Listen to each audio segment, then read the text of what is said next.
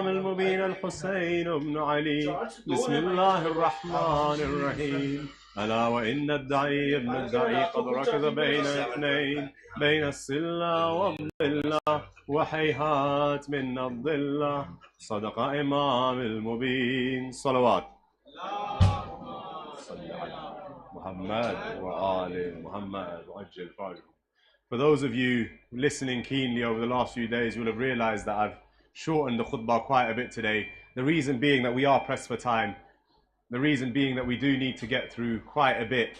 And with the masa'ib of these days growing longer and longer, more and more painful, it's important that we maximize the time as much as we can. So inshallah, I'll ask of you, in fact, those of you who are here, generally speaking, you are here on time, but inshallah, pass on the message to everyone else as well. Tomorrow is a Saturday, try their best, inshallah, to be here from the start. I'll repeat it again towards the end of the majlis if I have the time and if I remember, inshallah. But if I don't, then I ask you guys to remind those around you, your friends, your family, to try and be here from the start tomorrow so that we can maximize these days of azhar and the learning that we can do in these days. Recite aloud, salawat ala Muhammad wa ali Muhammad.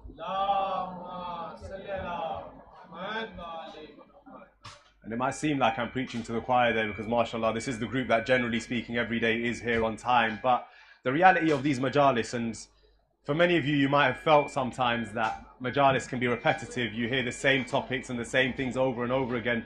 But the reality is, majalis, education of any form, of any sort that we undertake, it doesn't come for free. No majlis is for free, no education is for free, no class is for free. Even for you guys who think school's for free, it's not. The government pays for your school and your parents in turn pay tax for you to go to those schools. Nothing is for free.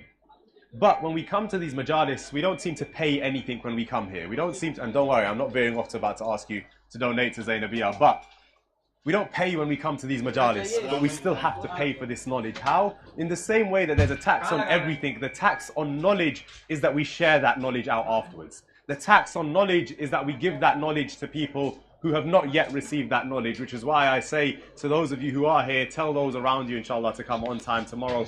And whatever it is that you hear in these majalis, make sure you share this knowledge. Make sure you carry it on, both through your actions and in your conversations. Make sure that the knowledge doesn't stop with you, but in fact, it spreads more and more throughout the plains and throughout the earth, inshallah. Today, I want to wrap up those characteristics which make us amongst those people who can say hayhat min nadillah. And tomorrow, inshallah, we'll look at the time where it becomes most useful. The time where that hayhat min nadillah, it shows itself in front of us so clearly. Tomorrow, inshallah, I want to look at the time of the return of our Imam al-Muntadhar al-Mahdi, ajjalallahu ta'ala faraj al-sharif. Muhammad wa ali Muhammad wa ajjal faraj. But today, a look at that final characteristic which takes us closer to being amongst the people of hayhat min nadillah. The people who honor will always be with. The people who dishonor can never reach, who disrespect can never reach. And today's characteristic, it might seem like the most basic of them all. Today's characteristic is the characteristic of trustworthiness, of truthfulness. And it seems almost too obvious to say that you cannot be honorable until you are trustworthy. You can't be honorable until you are truthful. If you can't honor your own word, then how can you be considered an honorable person? You see, in our religion, this honor is given a great status.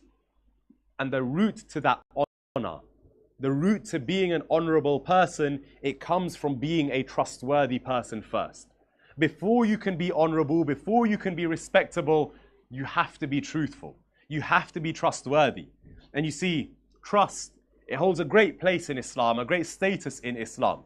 First is the trust that we place in Allah Azza wa Jal. Tawakkul ala Allah. When you trust Allah subhanahu wa ta'ala, you trust Him wholeheartedly. You don't think to yourself, oh, maybe if I do this for Allah, then He'll do this for me. You don't think to yourself, I have to keep Allah subhanahu wa ta'ala motivated, pardon me. You keep going. You trust Allah subhanahu wa ta'ala. And that trust is irrespective of what you have to offer. That trust that we have in Allah subhanahu wa ta'ala, it's irrespective of what we think of Allah or what Allah subhanahu wa ta'ala thinks of us. No. When I place my trust in Allah, I place it in Him wholeheartedly. But the fact of the matter is, people should be able to see us in that same lens. People should be able to trust us no matter what. People should be able to trust us in every situation, in every circumstance. And I can't remember who I was talking to about this the other day, but in one of my conversations with somebody the other day, I was speaking to them about akhlaq, right? And the same principle applies here. It comes often when, and you see it often, when two people get into an argument or get into a fight. And what do they first say, especially when it's kids, right? When somebody gets told off for getting into an argument, for getting into a fight at school, let's say, I don't know, Kumail got into a fight with Mehdi. Shamsank was very angry. He's come to them and he said, what's going on? Why have you done this? Mehdi's not even here. Let's use Shayan as an example instead. Kumail's gotten into an argument with Shayan. Shamsank was gotten really angry. He's come to Shayan. He said, why did you hit Kumail? What's Shayan's first response going to be? He hit me first. He did this first and that's why I hit him. He said this or he did that. But the reality is, nobody else's akhlaq should impact my akhlaq. It doesn't matter what he did. It doesn't matter what he said. It doesn't matter how he behaved. What matters to me is how I behaved, right? In the same way with our trust and our trustworthiness, it doesn't matter who it is that's trusting me. It doesn't matter what it is that they're trusting me with. It doesn't matter what they've done to me before, what they might do to me in the future, what they've done to my friends. If I'm a trustworthy person, none of that matters. All that matters is that I'm trustworthy. All that matters is that I can be trusted. It doesn't matter whether they can be trusted or not. I'm the one whose actions matter. I'm the one who's accountable for my actions. فَمَنْ يَعْمَلْ مِثْقَالَ ذَرَّةٍ خَيْرًا يَرَى وَمَنْ يَعْمَلْ مِثْقَالَ ذَرَّةٍ شَرًّا يَرَى. Allah subhanahu wa ta'ala in the Holy Quran, He explains to us that for every atom's weight of good you do. I do this when I point out atom, but the reality is, I can't explain to you how small an atom is. An atom is so small that we can't see it with our bare eyes. An atom is so small that for centuries we didn't even know they existed. For every atom's weight of good you do, you will feel it. Meaning what? Allah subhanahu wa ta'ala will reward you for every good thing you do. No matter how small, no matter how insignificant, you'll get the reward for it. وَمَنْ يَعْمَلْ مِثْقَالَ ذَرَّةٍ شَرًّا يَرَى. And for every atom's weight of bad you do, you will feel it. You will see it. You will be punished for it. Allah subhanahu wa ta'ala, we believe He is adil. We believe He is just. We will get what we deserve on the Day of Judgment. That applies here with trust as well. In fact, it applies with trust so much so that our Holy Prophet Muhammad Mustafa sallallahu alayhi wa alihi wa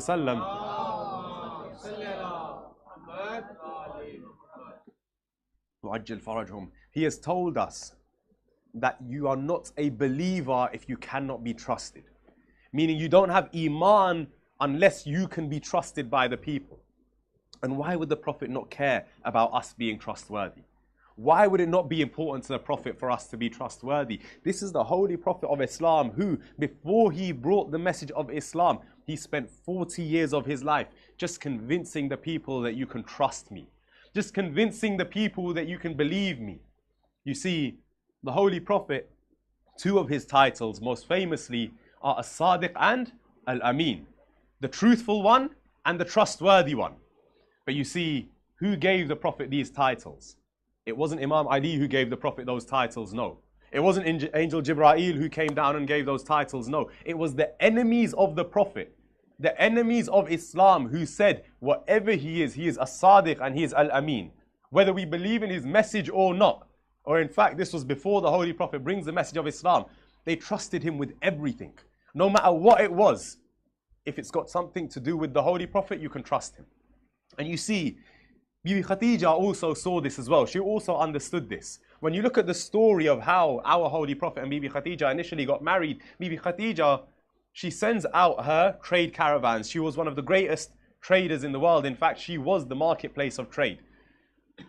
I'm not going into too much detail here, but she's heard of this man who is As-Sadiq Al-Amin, and there is barakah in his hands. Meaning what? There is blessings in his hand.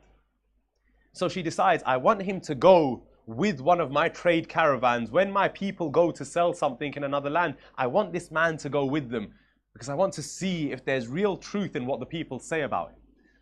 And I'm not going to go over the whole story. I just want to focus on what she said to her servant about the Holy Prophet. She said, look, no matter what he says, what he does, just trust him. She says, if he says to sell everything at a higher price, sell everything at a higher price. If he says to sell everything at a lower price, sell everything at a lower price. If he says to give everything away for free, give everything away for free. If he says to sell it at a loss, sell it at a loss. And then she goes on. And this goes to show how much trust the people had for the Holy Prophet. What she says next. She says, no matter what, listen to that man. If he says it is the night time and you can see the sun in the sky, then believe him it's night time. If he says it's the daytime and you can see the moon shining above the stars, believe him it's daytime. No matter what he says, just understand it is true. This is how Bibi Khadija first spoke about the Holy Prophet to her servant. We see the life of the Holy Prophet. He spent 40 years just convincing the people, you can trust me, I am trustworthy. So much so that when the Holy Prophet gave the message of Islam to the people, he became the enemy of the Quraysh, the tribe that was in Arabia at the time. He became the enemy of the people. Why? Because they've always believed in these idols. They've always believed in all of these different gods. And now this man's come and he said there's only one God and that everything we believed and our fathers believed and their fathers believed, telling us all of that is wrong. So they became his enemy. They hated the Holy Prophet. Na'udhu. They had anger in their hearts towards him. But still, when they needed to go away, when they needed to leave their homes, in those days, their houses didn't have locks the way we have here. In those days, they didn't have banks where they could leave all their money. In those days, if you were going to leave your home empty for any period of time, what you would have to do is you'd have to give your things to somebody. What you'd have to do is you'd have to leave your things with somebody who you trust, and that person would take care of them. And now, when we look at who people would trust, even after the Holy Prophet has declared his mission and his message of Islam, even after all of the people have decided we're not going to listen to this man, even after all of the people have decided this man is our enemy, when they leave their homes and they leave Mecca to go anywhere, who do they leave their things with? Rasulullah sallallahu alayhi wa alihi wa sallam.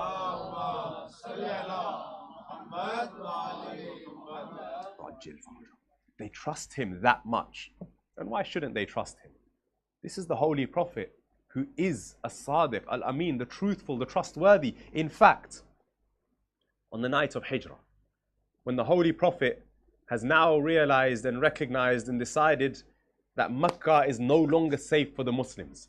The enemies of Islam have come after us in such a way and they are chasing after us in such a way that this land is no longer safe. So the Holy Prophet has to leave Mecca and head towards where? Madinatul Munawwarah, the holy city of the Prophet it became. But until the Prophet moved there, it was not. The Holy Prophet left his original homeland to go to Medina. But when he left, all of the things that people had kept with him, the enemies of Islam had kept with him, he had to make sure that they reached their rightful owners. He had to make sure that they are all returned to the people who gave them to him in the first place. People had said to him, Ya Rasulullah, or rather they didn't use those words, but I'll use those words out of respect. They say, Ya Rasulullah, will you keep these things safe for us while we go away on our travels? But these are the enemies of Islam. What does the Holy Prophet do? He realizes, if I stay in Mecca any longer, then I will be killed. So he leaves Mecca, but before he does, he calls Amirul Mu'mineen to him.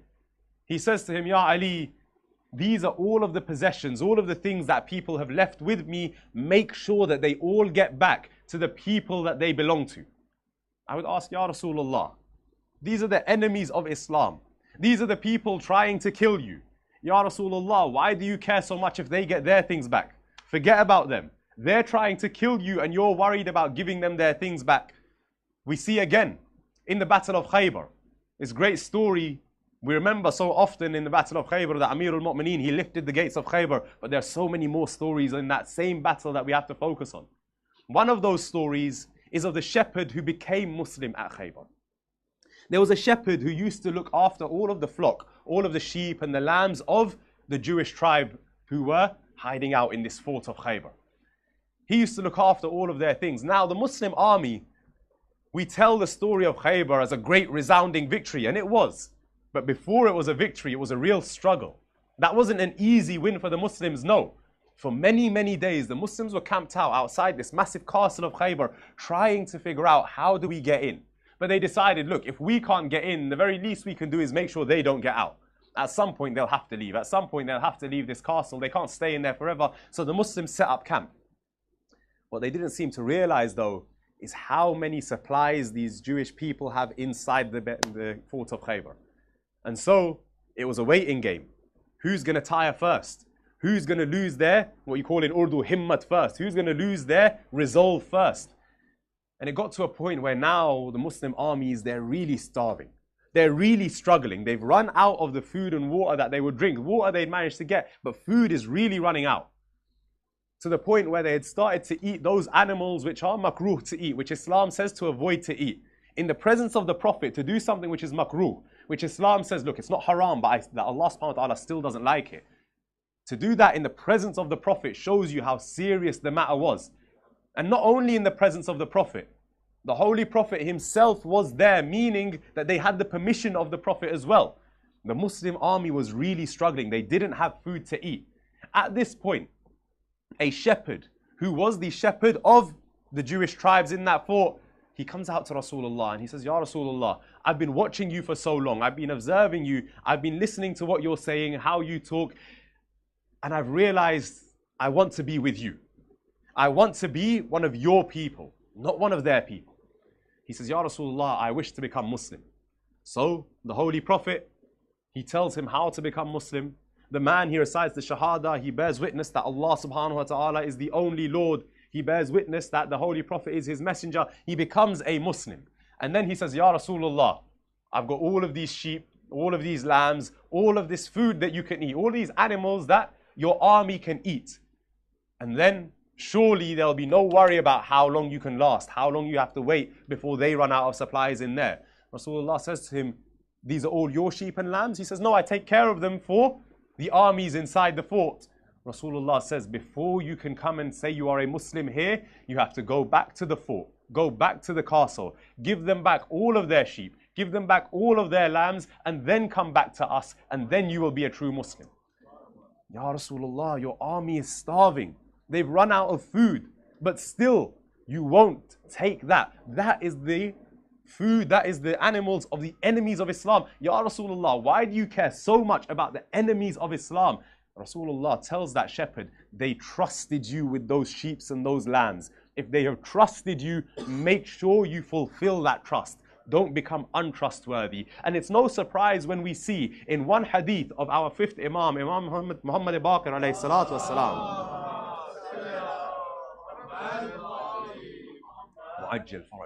he tells us how important being trustworthy is. How important it is to hold your trust and uphold your trust. He says that I would return the belongings of the killer of Amirul Mu'mineen if he trusted me with those things.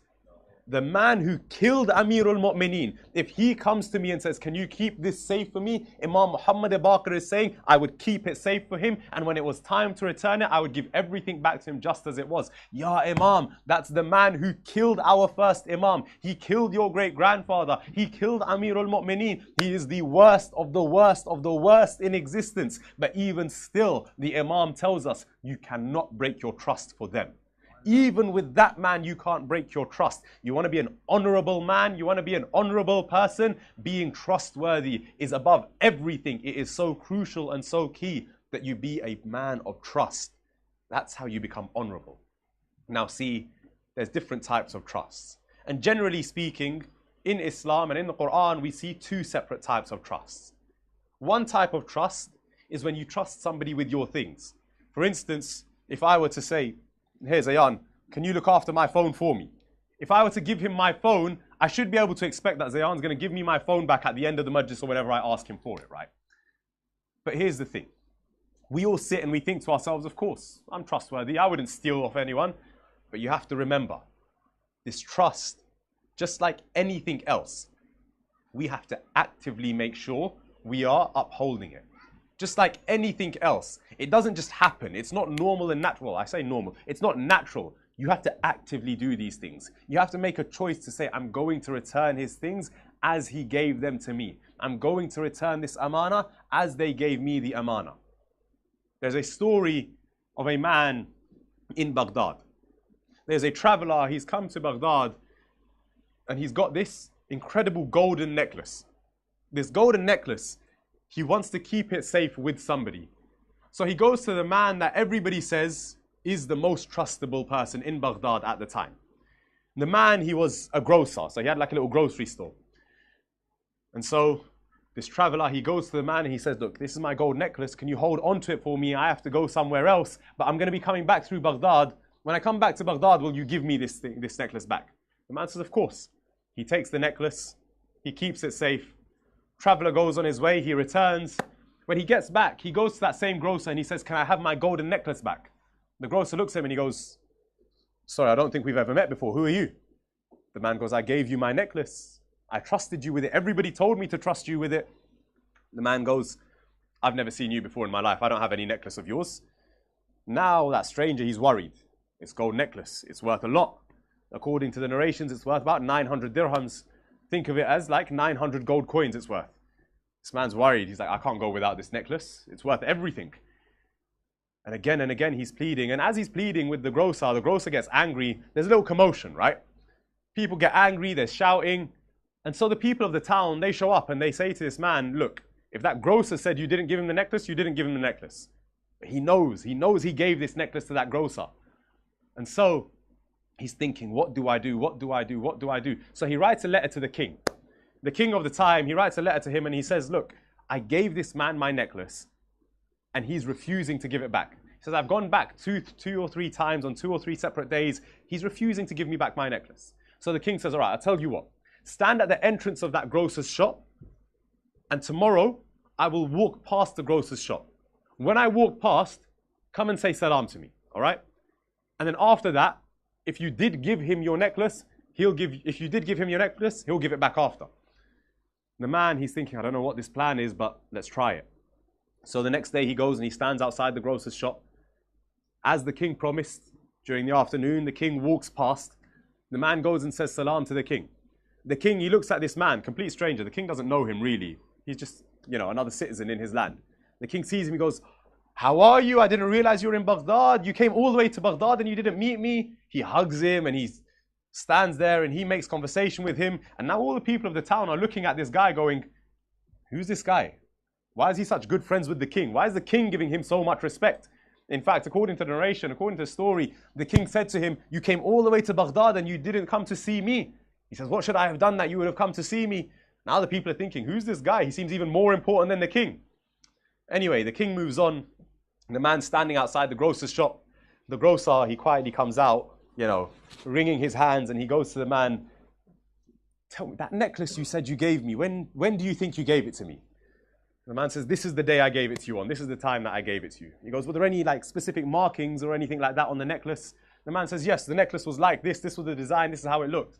The grocer goes, okay, I'll have a look. I'll see maybe if there's something, maybe I didn't see it or I didn't notice it. I'll go and have a look. Now you look amongst those two men. This grocer, who his whole life had been so honorable and so respectable that when he said to this man, I didn't take any necklace from you, all the people of the town said, no, he didn't take any necklace from you. They said, no, he's telling the truth. He's the right one. You're in the wrong. This grocer, when finally it came to that his mistake was realized, that he admitted his mistake, how has he approached this man? How did he approach the stranger? He's wringing his hands. His head's a little bit bowed. He's embarrassed and he's shy. Before he was angry. He had his chest bare. He was showing everyone, look. He was making a commotion. He was making a noise. Now he's quiet. Now he's humble. Why? Because honor is with those who are truthful. If you are truthful, you'll be honorable. The moment you lose that truthfulness, the moment you lose your honesty, the moment you lose your trust is the moment that you lose your honor entirely. That man now, he can't stand with broad shoulders, with his chest out.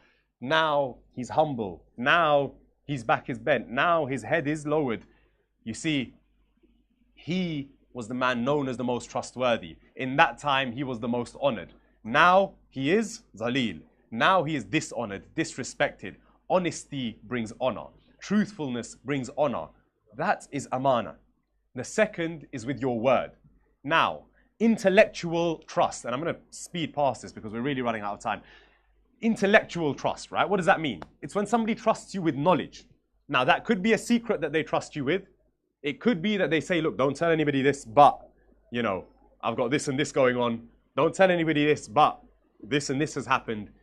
The other thing is, generally speaking, when it's not a secret, your own honesty, your word. If I told you this, then you should be able to trust that it is true. If I tell you, for instance, I don't know, I drive a black car, right? You should be able to trust, all right, Zaki's telling the truth. Why would he tell a lie about that? And in fact, there's a story, go on. There's a story of when me and my friends, we were in Morocco. It was about 5-6 years ago, right? And I remember we went out with my friends. It was late at night. We were really hungry, so we went to grab a little shawarma. We went to grab a bit of a doner kebab. And we're there, and we ran into some guys from Manchester. We didn't know them. They were strangers. We just happened to run into them, right? There were 15 of us mates and like 4 or 5 of these other guys from Manchester. And one of my friends, he was talking to the guys, and the guys asked, where have you guys been tonight? And my friend, we had all been in our hotel that night. We'd spent that entire night in the hotel, chilling, talking, laughing. We had a great night. He asked my friend, where have you guys been this night? And my friend looked at me, he said, oh, you know, this restaurant, it was like one of the most elite restaurants in Agadir at the time. You couldn't get in no matter what. It was really difficult to get in there. He goes, oh, we were in that restaurant. And that was one of my mates. The other 14 of us, immediately, we all turned and we looked at him and we went, why on earth have you just told a lie? You don't know these guys. You've never met these guys. You're never going to meet them again. You've lied for no reason to impress them. What was the point in that? And all of us in that moment, I tell you, if any of us saw him up here, he dropped to here straight away. Because why on earth would you lie? And you know what the funny thing is? Those guys who he was talking to, they went, oh, we were in that restaurant. We didn't see you guys. And the thing is, it's not a massive restaurant. If there were 15 guys all sat together, you would have noticed them. We were a loud group as well. And he was now all of a sudden, he's trying anything he can do to save face because he's realized he's been caught in a lie. He goes, oh, they said to him, we were in there. We didn't see you. Where were you? He goes, oh, you know, we were near the back. And immediately the guys look at him and going, we know you're telling a lie. He's now embarrassed in front of these random guys who he tried to impress for who knows what reason. He's embarrassed in front of us who all of a sudden, we've lost all ratings for this guy because why on earth are you lying to impress random people? In that moment, for no reason, he told a lie and he lost everything that he had. Every bit of respect that he had, he lost it. And to this day, we still remember that. When we chill with him, because we still do, we still remember that moment as a moment of complete unnecessary untruth. Like, what was the point? In life, the more truthful you are, the more honorable you are. The more honorable you are, the more respect you have. The more respect you have, the greater your status is, both in the eyes of the people and in the eyes of Allah subhanahu wa ta'ala. Make sure that in your trust and trustworthiness, you're keeping and upholding your own principles, your own values, those same values that were taught to us by our Holy Prophet Muhammad Mustafa sallallahu alayhi wa sallam.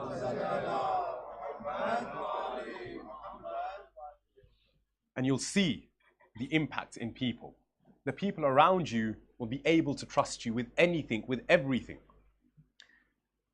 You see, you shouldn't gossip. You shouldn't share other people's information. You shouldn't share other people's secrets. Never. You should be someone who can be trusted no matter what. Somebody who can be trusted with anything and everything at all times. You see, Amir al-Mu'mineen, as he is leaving this world, there's a very famous moment that is recited. As Amir al-Mu'mineen realizes his time in this world is coming to a close, he does something. He gathers all of the children of his house into the room where he lies on his final deathbed. He calls up Imam Hassan al-Mujtaba. And then one by one, he begins calling all of his other children. He calls them forward and he places each of their hands in the hands of Imam Hassan. And he says to them, from now on, Hassan is your Imam. From now on, Hassan will look after you. Amir al-Mu'mineen, he is a father unlike any other father. Amir al-Mu'mineen, he is trusting Imam Hassan to take care of his family after him. One by one, he calls everyone forward. He places their hands in the hands of Imam Hassan. As he does, he's called everybody but one. He hears the cries of Bibi Baneen. Bibi Baneen is shedding tears. She comes up to Mawla Ali. She asks him, my master, tell me, you called everybody forward and you placed their hands in the hand of Hassan al-Mujtaba. but you did not call my Abbas. Tell me, my master, what was the reason? Why is Abbas not worthy of having his hand placed in the hand of Hassan? In this moment, Imam Ali, he turns to Bibi Baneen. He says, Baneen, go and call your Abbas and call with him my son Hussein. He calls Imam Hussein and Hazrat Abbas forward. He takes the hands of Abbas, he places them in the hands of Hussein. Until now, he had said to everybody, look, from now on, Hassan will take care of you. From now on, Hassan is your Mawla. From now on, Hassan is your master. But as he takes the hand of Abbas and places it in the hand of Hussein, now he turns to Abbas and he says, Abbas, from now on, you must take care of my Hussein. Abbas, you must look after my Hussein. Wherever Hussein goes, Abbas, go with him. Whatever Hussein needs, Abbas, it is up to you to make sure he gets it. Aba Abdullah al-Hussein, from this moment on, he became the Mawla of Abul Fadl Abbas. He became the master of Abbas, the leader of Abbas. And Hazrat Abbas never forgot this. He never left behind the words of his father. He never let go the words of Amir al-Mu'mineen. There comes a time where Hazrat Abbas alayhi salam, he comes to Imam Hussein as Imam Hussein has called him, and Imam Hussein says to him, Abbas, can you go and get me some water? Abul Fadl Abbas, he rushes off to get water. He comes back very quickly. As he does, Imam Hussein alayhi salam, you can see that he becomes upset. Abbas sees this upset in the face of the Imam and he says, Mawla, my master, tell me, did I do something wrong? Was the water too hot? Was the water too cold? Was there too much? Was there not enough? Did I do something wrong, Mawla? Imam Hussein, he looks at Abbas, he says, Abbas, you didn't do anything wrong. What made me upset is that I know today when I called you, you came running so quickly. You went to get water so fast for me. Abbas, what makes me upset is thinking of that day where Hussein will be calling out, Abbas, Abbas, will you not come to me? And you will not come, Abbas. Abul Fadl Abbas at this time, he's only a small boy. He misunderstands what Aba Abdullah means. In his mind, he thinks to himself, maybe my master will be calling me and I will be asleep, so I will not be able to come and get what he needs. So Abbas decides from here on out, Abbas will no longer sleep at night. Unless Mawla Hussein is resting, Abbas will not rest. And so Hazrat Abbas, he spends the next night awake. He does not sleep. The night after that, Abbas stays awake. He does not sleep. It goes on for a few days to the point where Bibi Zainab, she sees Abul Fadl Abbas. She sees his eyes have become red. She says, Abbas, come to me. Abbas, let me see your face. Before Abbas is the word of his mother. The command of Bibi Baneen for Abul Fadl Abbas was always, Abbas, don't ever think of Zainab as your sister. She is a great lady. She is a queen. She is a princess. Abbas, don't ever look up to the eyes of Zainab. Whenever you are around her, keep your eyes lowered to the ground. Bibi Zainab says, Abbas, look my way. Abul Fadl Abbas keeps looking to the ground. At one point, he looks over towards where his mother stands. She gives him permission. Lady Zainab, she looks into the eyes of Abbas, red from how tired he is. The eyes of Abul Fadl Abbas, they've become completely red. Bibi Zainab thinks Hazrat Abbas has been crying. She thinks that's what's made his eyes red. She asks him, Abbas, what's happened? He says, it is something my master Hussein said. Please do not worry. Bibi Zainab immediately calls Hussein. This tells you how much Zainab loves her Abbas. She says, Hussein, what did you say to Abbas that his eyes are in this state? Imam Hussein, he looks at him, he says, Abbas, what did you think? That when I said I will call you and you will not return, you will be sleeping in your bed here in Medina? Abbas, no, you will be sleeping on the banks of the river Furat. Hussein will call out, Hal min nasirin yansuruna. But Abbas, you will not come to Hussein's aid. That fateful day of Ashura arrives. Abul Fadl Abbas in the camps of Amir al-Mu'min, in the camps of Aba Abdullah. We heard over the last few days the Masa'ib of Hazrat Hur alayhi salam. Hazrat Hur, he came to Imam Hussein's army after hearing what? After hearing the cries of Al-Atash, Al-Atash, the thirst, the cries of the children brought Hur from the armies of Yazid to the armies of Hussein. You think Abul Fadl Abbas, his heart was not torn apart when he too heard those cries? You think Abbas could bear to hear those cries when when you look at the history books, you see on the 9th and 10th of Muharram, Abul Fadl Abbas, he spent a great amount of time constantly digging into the sands of Karbala. I would ask, Ya Abbas, what is it that you are digging? Is it the graves of the Shuhada? Are you making space for the burial of the Shuhada? On the 11th of Muharram we saw there were no graves for the martyrs of Karbala. The reply would come, don't you know, Abbas, on the 9th and 10th of Muharram, what was he digging? Constantly he digs in one place, then he leaves and goes to another. He digs there, then leaves and goes to another. What was Abbas doing? The cries of Al-Atash had become so unbearable for Abul Fadl Abbas that he was trying to dig a well in the sands of Karbala, trying to find water under the sand, but Abbas could find no water. The day of Ashura arrives. Imam Hussein watches his army go to war. Abbas stands there watching. The time comes where Abbas comes to Mawla Hussein. He says, my master Hussein, will you give Abbas permission to go and fight his battle? Mawla says, Abbas, you are the commander of my army. How can I let you go? The Maqatil say, Abul Fadl Abbas, he started looking around him. Then he turns to Mawla Hussein. He says, Mawla, tell me one thing if you will. Where is the army of which Abbas is the commander? My master, everybody has given their lives. Who is left but Abbas? Abu Abdullah says, Abbas, no, I cannot let you go. Abul Fadl Abbas, he leaves the tent of Mawla Hussein, his heart sinking as he sees his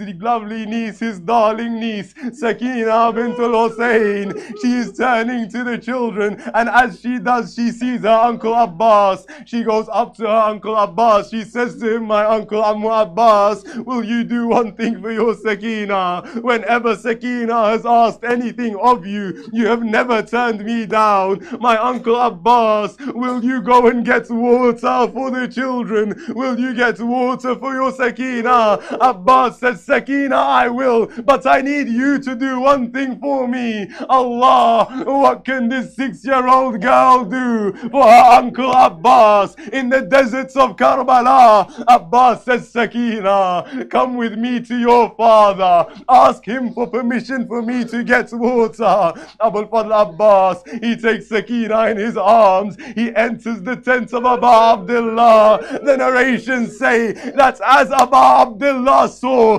Abbas and Sakina enter his tent together, Hussein turned around. He began walking away from the two of them. I would ask, Mawla, why do you walk away? The reply would come, Hussein knows that moment is finally coming where Hussein can no longer say no to Abbas. Sakina asks the question. Hussein says to her, Sakina, tell me before I say yes or no, are you absolutely sure that you want your uncle Abbas to go? For Sakina, if Abbas goes to get water, Hussein promise you will regret this moment. Sakina looks up at her father, those small sparkling eyes, the twinkling eyes of this young girl, as she says to her father, my father, I would not ask for myself, but what can I do? The children are thirsty. The children came to me. They said, Sakina, your uncle Abbas never says no to you. If you ask him for water,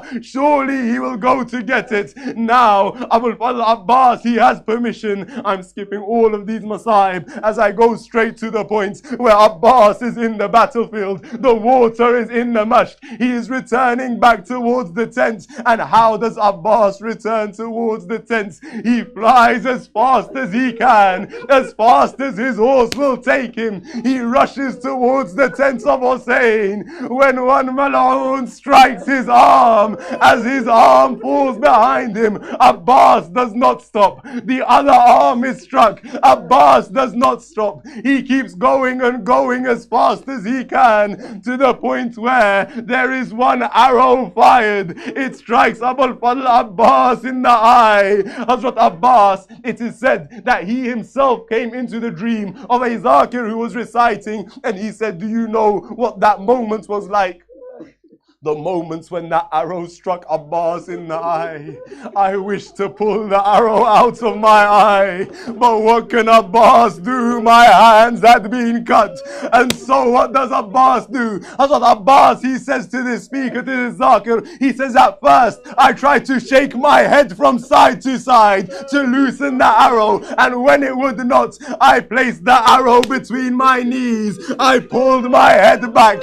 As I did, I felt myself shake, but I had to get water to Sakina. So he begins riding on, blood gushing from his eye, until the point comes where Abbas hears the mashk of Sakina ripped by the arrow. The water pours from the mashk. As the water leaves the mashk, Abbas's energy leaves him. How can Abbas return? This soldier, this warrior who was cutting through the sands of Karbala, he slowly comes to a complete halt in the middle of the battlefield. He turns back. As he does, a man strikes Abul Fadl Abbas in the head.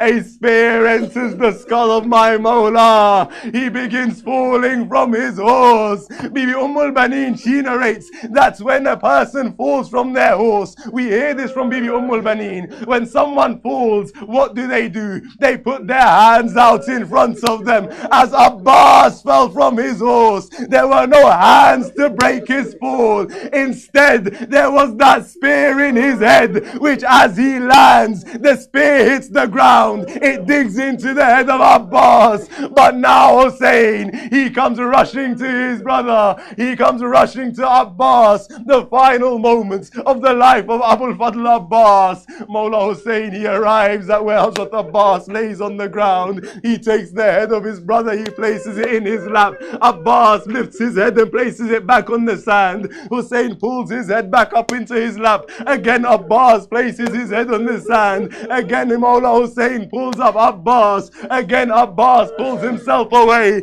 Hussein asks Abbas, why do you not let me hold you in these final moments? Abbas says, my master, my Mawla, right now my head may be in your lap. In just a short while, who will be there to hold the head of Hussein in their lap? Hussein says, Abbas, don't you worry. In that moment, Zahra will come from Jannah for Hussein. The final conversation as Abul Fadl Abbas, he is sat in front of his master, his head in Hussein's lap. Hussein looks down at Abbas. Abbas looks up towards Hussein. Hussein looks at Abbas. He says, Abbas, tell me, is there any final wish that you have from me? Is there any last thing that Hussein can do for you? Hussein looks at Abbas. Abbas looks at Hussein. Abul Fadl Abbas, he says, my Mawla, my master, my final will and my final wasiyah. Don't take my body back to the tents. I don't wish for Sakina to see me. Mawla Hussein, he looks down. He says, Abbas, I too have one last request of you. There is one thing that I wish of you, Abbas, in this moment. Abul Fadl Abbas must be thinking, Mawla, I have served you my whole life, but what can Abbas do now? I would serve you still, but the hands that served you are no longer with me. Hussein says, Abbas, there is one last thing I wish of you. Abbas, ever since our father left this world, you have always called me Mawla. You have always called me Master. You have always called me Aqa. Abbas, just once in your life, will you call Hussein your brother? Abbas, before you leave this world, will you be a brother to Hussein? Abbas, he looks up at Mawla Hussein. He says, my brother Hussein, when I first came into this world, yours was the first face I saw. As I leave, I wish for yours to be the last I see. Mawla Hussein says, Abbas, I'm right here. Why do you not look to me? Abbas says, Mawla, the arrow injured one eye. The blood has filled another. I cannot see your face in in this moment, Hussein wipes the blood from the eyes of Abbas. He leaves Abbas there by the Furat. He comes back to the tent of Zainab, and the cry is heard. Wa Abbasa, wa hijaba. ألا لعنة الله على قوم الظالمين سيعلم الذين ظلموا أي منقلب ينقلبون. We pray to Allah Azza wa Jal, O Allah, hasten the reappearance of the Imam of our time and allow us to enter Jannah under his banner. ربنا تقبل منا إنك أنت